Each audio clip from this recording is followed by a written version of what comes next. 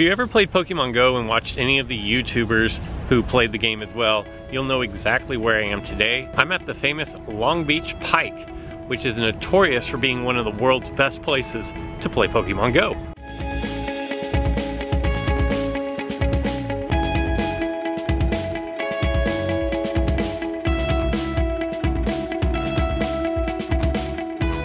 Lucky for me, the Pike is also a park on Google Maps. So as you can see, I am going to be able to catch Ekko, the third and final raptor of the blue crew. That's what we'll call him. We'll call him the blues crew. This is a rare class dinosaur, and it is going to be the slowest of all the raptors that we've had so far in the game.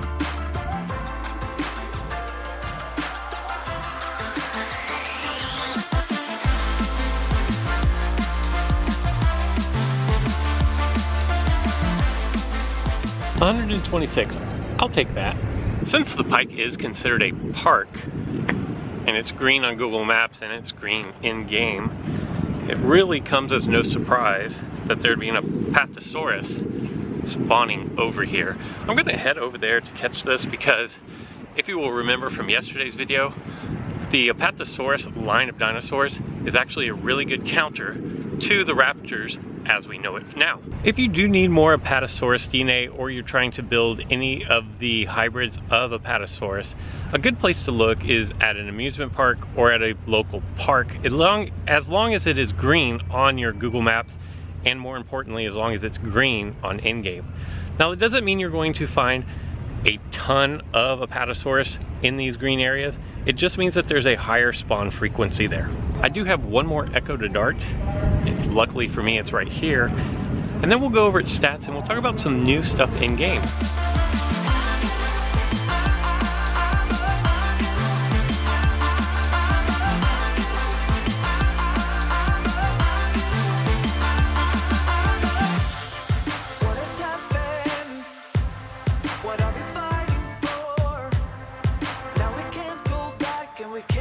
So this is exciting. We have a Koolasuchus Gen 2 that just spawned right here. Let's see how many DNA we can get. This is a rare class dinosaur, and I do have quite a bit of it. It doesn't have any hybrids or anything at the moment, but you never know when that could change. So it's always good if you find basically any dinosaur, but if you are low on darts, and I'm kind of low on darts, then you want to be a little more selective with which dinosaurs you dart. However, I think I'm going to be able to replenish my dart supply with ease where I'm at.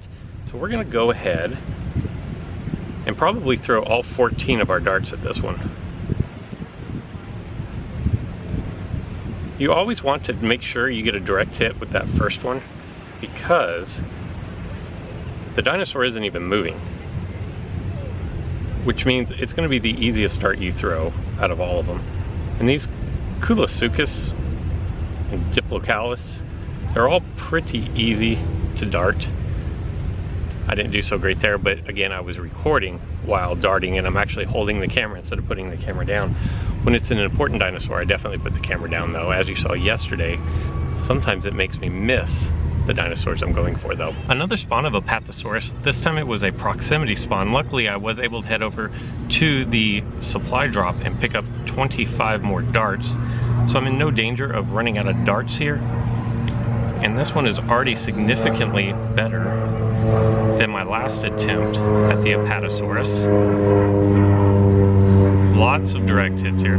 These are some of the easier dinosaurs to dart, as we're racking up a pretty large total here. 206 is definitely okay in my book. Like I said, I want to collect as much of this as possible because I want to get my Notopatosaurus leveled up pretty high. And as you can see, my big holdup on leveling up my Notopatosaurus is the game is trolling me first and foremost. 147 out of 150. I mean, come on, I needed 3 more DNA in order to level up to 13. But I need some more Notosaurus DNA, And really, all that it should take is probably one more encounter of any kind, whether it be through an incubator or through a wild experience. Now, this is going to be a little difficult here during the day, simply because Nodosaurus is a night spawn. It's a very common spawn, but it does spawn in the evenings. One thing that I'm looking to find out, and the reason why I chose to come to the pier today, is because it is a park. And so, as such, you would expect the special event supply drops to be there, which they are.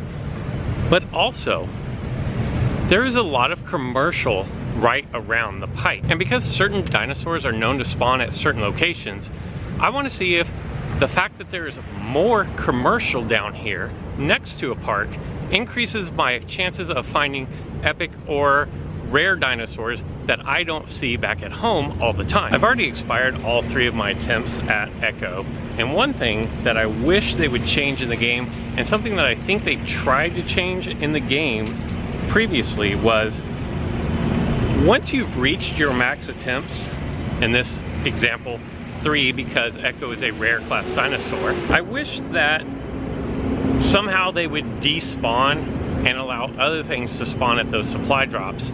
Because at a park, and this is considered a park right there, even though it's technically not in the park, because there are other dinosaurs that are at parks that I would actually like to dart a lot of DNA from, and I feel like maybe my chances are lowered because the supply drops consistently have dinosaurs that I'm no longer able to dart. The fact that there is a Tarbosaurus over here at this supply drop leads me to believe that I am in a zone 2, habitat zone 2, which is unfortunate if that's true because I live in a habitat zone 2. So I'd like to get out of my habitat zone and get some DNA for dinosaurs that I don't see regularly. And I would have to say that unless there are just some proximity spawns that I haven't seen yet because I haven't walked by them, the density of supply drops here, where there is a park and there's some residential and there's a lot of commercial, is no more dense than in my local neighborhood, my surrounding area. Which is one thing that a lot of people like about the game, especially those who are more isolated players, is the fact that this game does not seem dependent or give an advantage to people who have access to, like in Pokemon Go, the Pike, where this place is phenomenal for Pokemon. Oh man, we're not going to make the same mistake that we made yesterday. Another Tyrannosaurus Rex has just spawned. I'm going to catch this one. I did get T-Rex DNA in my 24-hour incubator that was going yesterday that you saw, but we are not gonna miss our shot to grab T-Rex DNA. And T-Rex is one of the hardest dinosaurs in the game to dart, just because it's so big.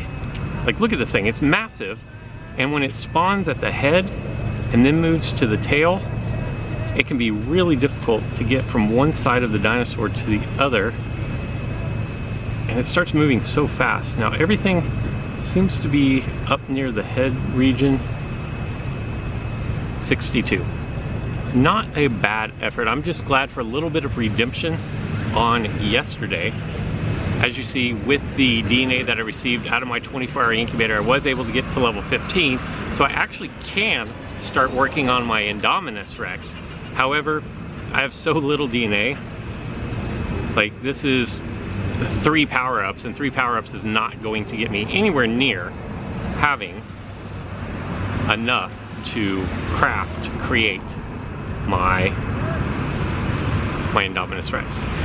While I have my battle screen open here, if you will notice my incubators, I'm going to tell you that some people have reported, hey, I received a random 24-hour incubator from the battle arena when I should not have received that. I don't know exactly what causes that, but I will let you know that through like 75-ish tracking incubators of my own, they have been exactly what they were supposed to be.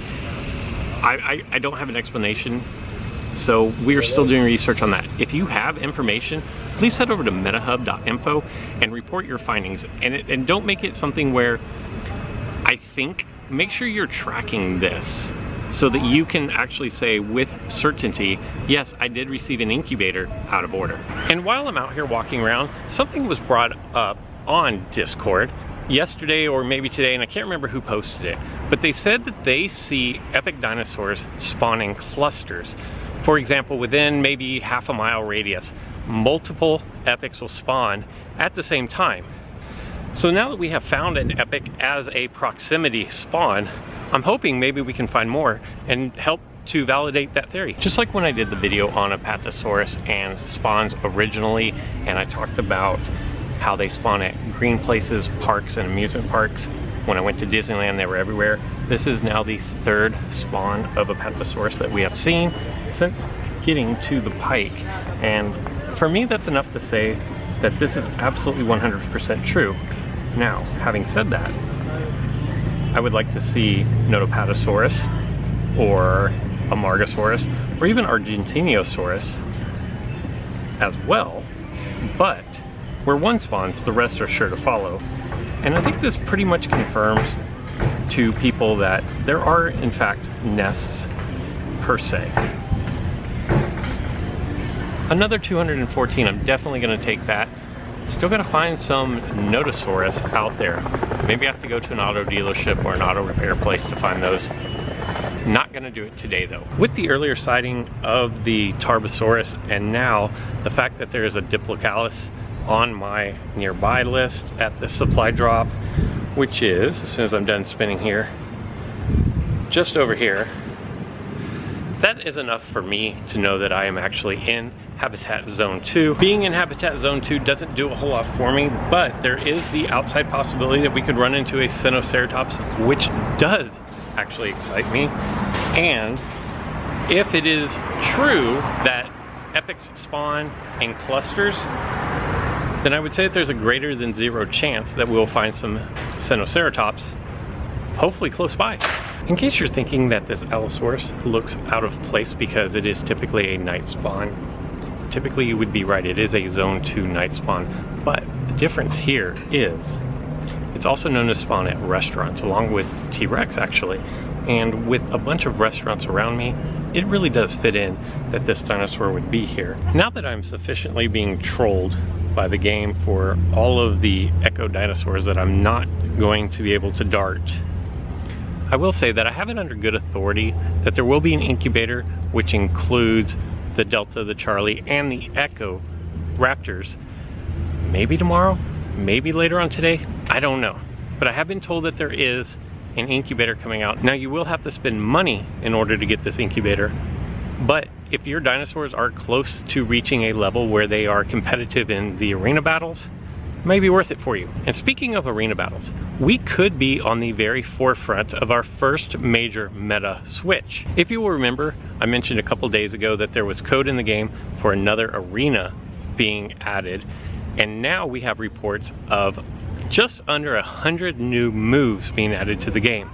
There's no detail as to what these moves are gonna do or which dinosaurs are gonna go to, but it's suffice to say that we could see a major shakeup in the coming weeks. Now, it probably won't happen this week since we did just have an update, but look for this maybe early next week, the beginning of July. Just to put a nice little bow on today's episode, we are going to slide in to our dinosaurs here.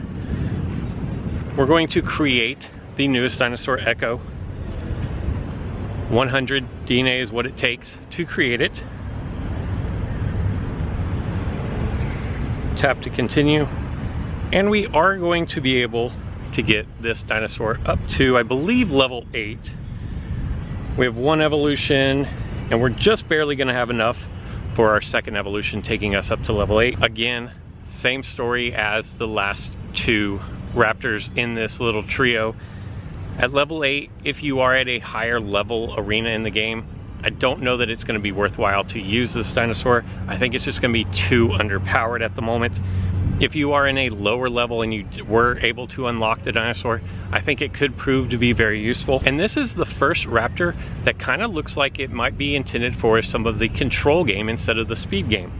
The speed of 126 is very low, and in fact, it is almost like sloth-like. In comparison to the other raptors, it does have this strike, which is going to deal 1 times damage. The slowing impact instead of pounce, which is going to deal 1.5 times damage. Decreased speed 50% for 3 turns with a cooldown of 4. And this is the move right here that makes me think this is more of a control type dinosaur. You are actually going to be faster when your opponents are decreased 50%. And it's very bizarre that they choose 50%. And the reason why is the fastest dinosaur in the game, Velociraptor, is 132 speed. 50% of that puts it down in the 60s, and no dinosaur is that slow. The slowest dinosaur currently in the game is Apatosaurus at 101. Really bizarre that they chose the number 50, but I don't think it was by accident. We could have some very fast dinosaurs in the near future. And then you have Nullifying Strike, which is going to remove positive effects, deal 1 times damage with a cooldown of 2, and it has immunity as its passive, so all negative effects are deflected, basically meaning when Velociraptor attacks you with Pounce and then you have damage reduction, you're not going to have damage reduction with Ekko. It's a totally different class fighter for raptors, and maybe this is kind of hinting at the direction that the new meta is going to go. That's all I have for today's episode. I hope you guys are enjoying it. I hope you found it useful. Following back up on some of the topics that we touched on today, I did not find another epic dinosaur. That doesn't necessarily mean that that theory is inaccurate. It may just mean I was walking in the wrong places. Also, big thank you to everybody who has joined my channel in the past month, and those of you who were with me at the very beginning. By the time this video goes up, I should be super close to 5,000, and remember, I did say when we reach 5,000 we will do a giveaway, and I will do a giveaway, and I'll make it fair to both Android and iOS users. So be on the lookout for that tomorrow, and we'll catch you guys next time.